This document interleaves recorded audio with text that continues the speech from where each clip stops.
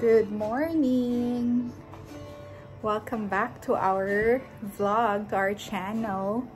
And today we will have another full day vlog. It's actually a very exciting day for us. Today pala is May 4th. And today we are 8 months na. 32 weeks.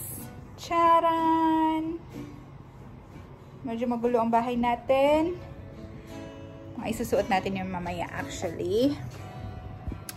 And as I've mentioned, today is a very exciting day because today is our what, Daddy? Baby shower. We will have a baby shower today, mamayang hapon. Actually, gabi. So, around 4 p.m. siya magsa-start. Organized by our friends and loved ones. But for now, hinihingal na ako.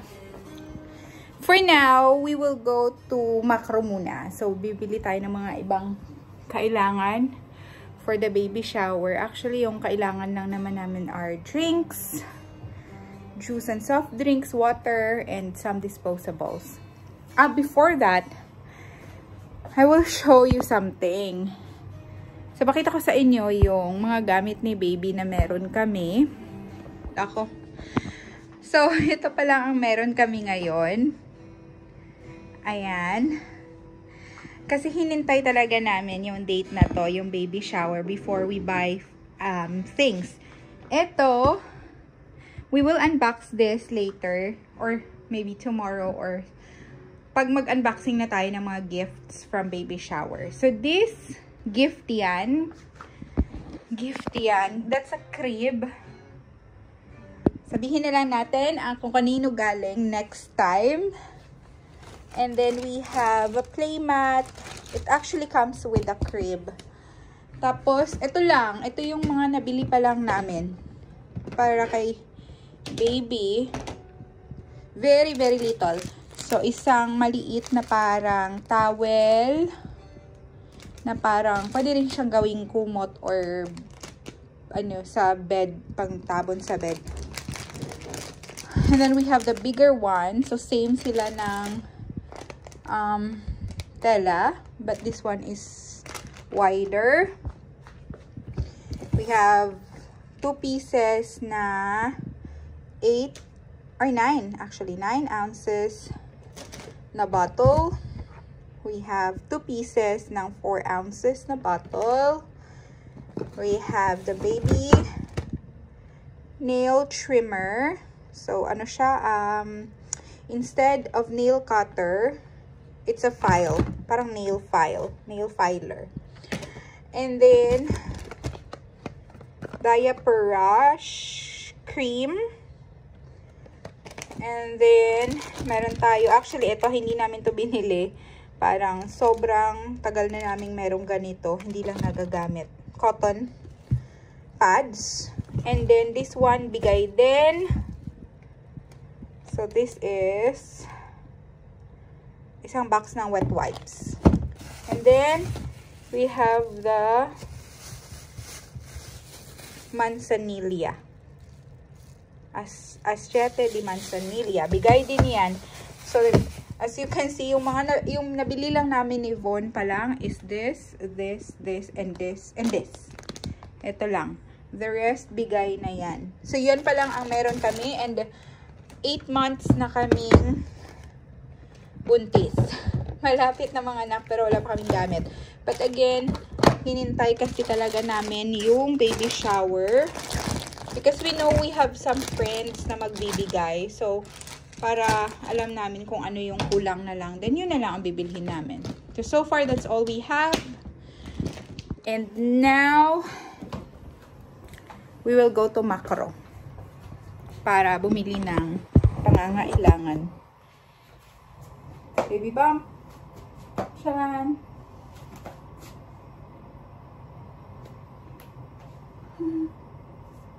Laki na niya. Almost ready. We are here sa Macro na. I tried to be on. So yung mga pinamili lang namin, water, fruits, no have. Other side. And then disposable cups, spoons, and plates. Wala. And then, that's all. So, yun yung mga dadalhin natin mamaya. Wala kasi ditong naka-individual, naka-isa-isang soft drinks. So, daan tayo sa Tesco. Para sa soft drinks and sa juice. We are back sa bahay. I forgot to vlog na kanina sa So, dumaan tayo ng Tesco and bumili ng juice and soft drinks. And now, we're back for lunch. And after lunch, prepare na so we can go. Kasi ang ating party is at 4 p.m. Magulo ang bahay. Not really. A little bit.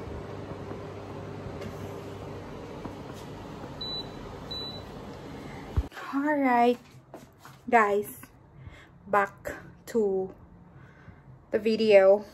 Tapos na kaming kumain. And,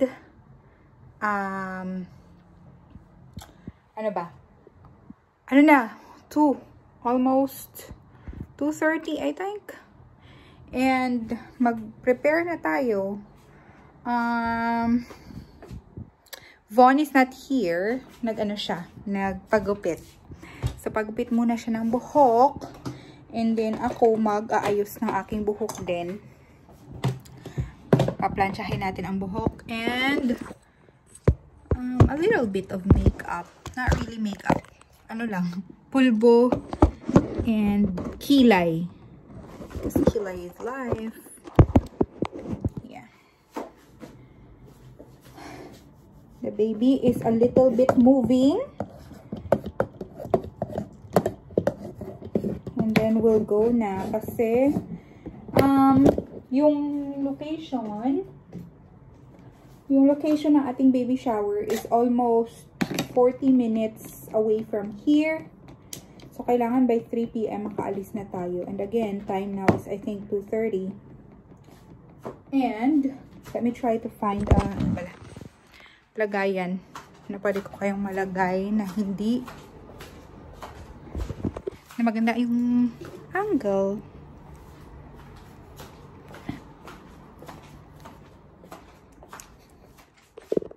Alright, there you go. Better. Okay. So, magpa-plancha lang ako ng buhok and then a little bit of not makeup really. Kilay and blush on and lipstick. Pulbo. I'll start with my hair.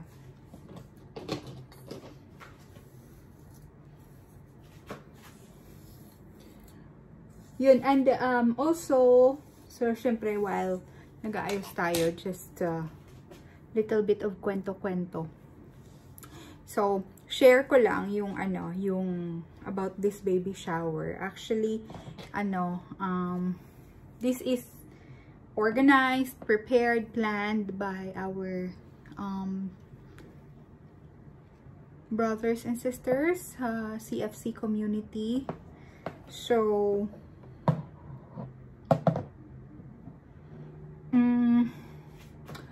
ayaw na sana namin ni Von mag baby shower kasi syempre magastos. Kung kami yung talagang mag-organize, then we have to find a place for it kasi nga hindi naman namin pwedeng gawin yun dito sa bahay kasi we only have very small space. And then syempre gagastos din kami sa food, decoration, other things. So kung meron kaming, let's say, invited na mga 30 people, then kahit na sabihin natin in very budgeted way na makakagastos kami ng mga 15,000. Ganon. Eh, madami na yung mabibili sa gamit ng bata. Sabi namin ni Von, wag na lang. We really want to have a baby shower to celebrate, of course, the baby, the coming of the baby, especially na ito yung first natin. And we really waited for this baby boy for a really long time. But because nga, we are budgeting, and syempre, isa na lang si Von ang kumikita. Sabi namin ni Von, if it will cost us more pa, then wag na lang, parang ganon. Kasi at the end of the day, para din naman sa bata yung pagtitipid namin. Kasi nga, kailangan namin yung pang delivery, ganon. And of course, yung iba pa niyang needs. So, yeah, so sabi namin ni Von, wag na lang. Hindi na lang kami baby shower. Hindi na nga din kami magma-maternity shoot. So, yun din ang isa sa mga plans namin na gustong-gusto namin ni Von gawin, mag-maternity shoot. But again, because we are trying to save money, wag na lang din. And then, we brought it up sa aming household during one of our sessions. Kasi, syempre, nagtatanong na sila kung kumusta na ang plano sa baby shower, kailan ang baby shower, anong maitutulong nila sa baby shower, and all that. So, we said, hindi na kami mag-baby shower kasi nga, we don't want na gumastos. Hingal na talaga ako magsalita. And we are very, very blessed with these people kasi nga, nung na-mention namin na ganyan, we are concerned about the expenses. And we don't want na alam mo yun, yung i-invite lang namin is yung sa community, yung pa-household lang namin. Kasi, nung nag-gender reveal, nung nagkasal kami, parang more, some of our, or actually lahat ng mga outside church na friends namin ni Von, hindi na namin na-i-invite. So, gusto sana namin kung mag-baby shower kami, kasama na sila. And again, we are very blessed with the people in the community. Lalo na yung mga household namin. So they said na, then don't worry about it. Kami na ang magpaplano, kami na ang mag-organize. So hiningan lang nila ako ng list of items na kakailanganin ko for the baby. Like, ano yung gusto kong gift from them or from the people na mag-a-attend ng baby shower. Then, they also asked me for a list of people na outside the community na gusto kong i-invite sa baby shower. And then, they will take care of it na daw. So, yun. So, yun yung nangyari. Wala akong alam about sa planning, organizing, kahit yung location ng baby shower, nalaman na lang namin ni Von a week before today. So, sila talagang naghanap ng space for it. Sila na rin daw ang bahala sa food.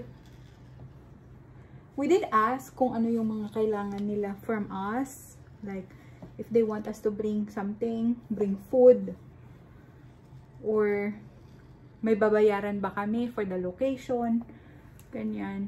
Like, wala naman daw. Sila na daw ang bahala. And they just assigned us to bring drinks nga. Yun yung binili natin kanina. Soft drinks, juice, water, and then the disposables. So, disposable items. And then, they told us na pumunta na lang ng 4 p.m. Kasi yung event is, magsa-start talaga siya ng 4 p.m. They don't want us to come early. Siguro magde-decorate pa sila. Pero wala akong idea kung... Well, I have idea na about sa food na mention nila na they will do potluck for the visitors. So, kung sino lang ang makakapagdala ng food, then they can bring food. If they can't, then no problem din naman.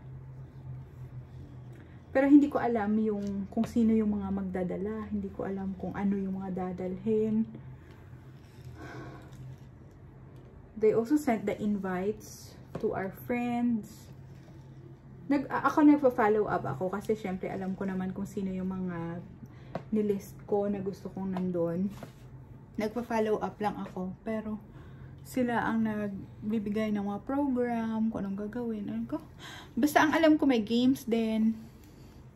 So it's very exciting. And again, we are very, very, very blessed talaga ng mga tao na talagang grabing suporta. Diba? And yun, alam ko may mga gifts yung iba. I'm not sure. I think it's, and actually it is very okay. Very, very okay na walang gift. Kasi nga again, presence lang ng mga tao na alam mong nandoon is okay na sa amin ni Von. But we know some people na magbibigay ng gifts for the baby. Like, we know who will bring, who will give us the car seat, stroller, ganon. I will ano na lang, talk more about the gifts. Siguro, we will have a separate video for gift haul. Yung open natin yung mga gifts or unboxing of gifts. Depende kung mahaba tong video na to, then I will do that next time. Yeah. But I want to do that. I really want to capture that sa video kasi syempre gusto ko memories ba? And I want Given to see this in the future, the baby to see this in the future na alam niya kung sino yung mga, alam mo yun, mga taong talagang grabe ang love sa kanya. Hindi pa siya lumalabas, grabe na ang support and love sa kanya.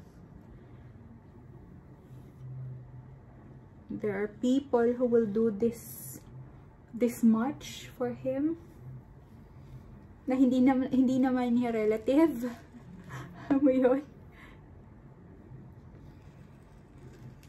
So, I want him to see this in the future.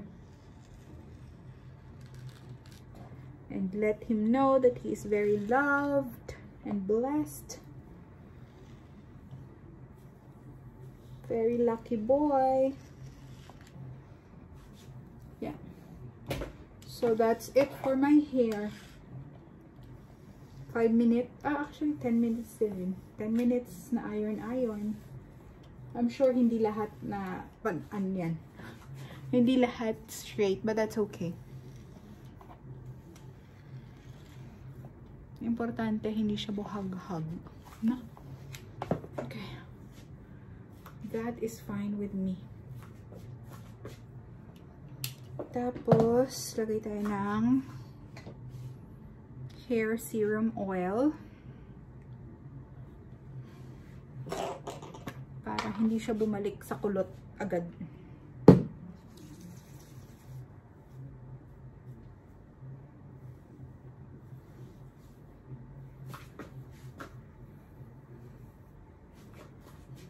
So, gawin ko lang to.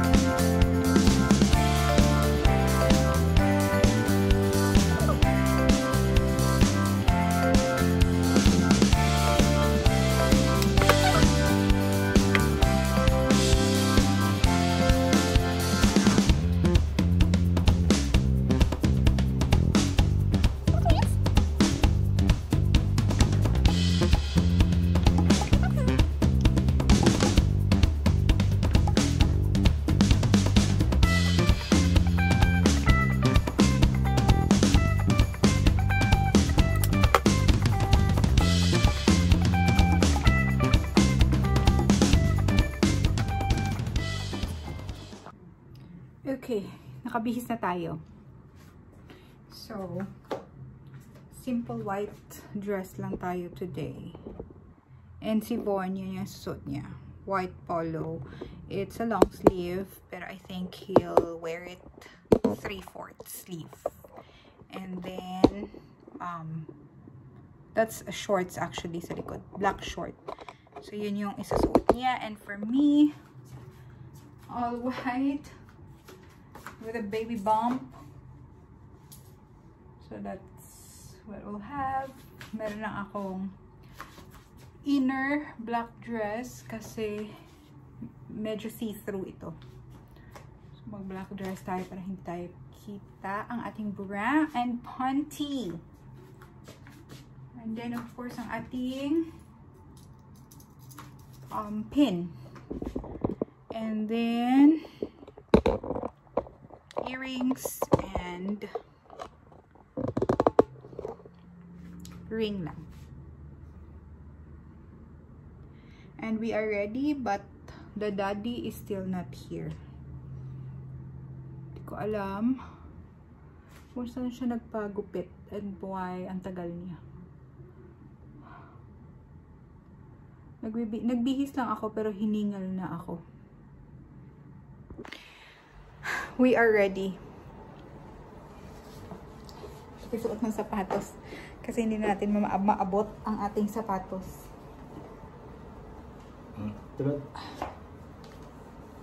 And bagong haircut. And we are ready na to go. Sapatos na lang. Thank you, Daddy. Be, formal. Ano ba? Check. Suot na rin siya ng sapatos niya.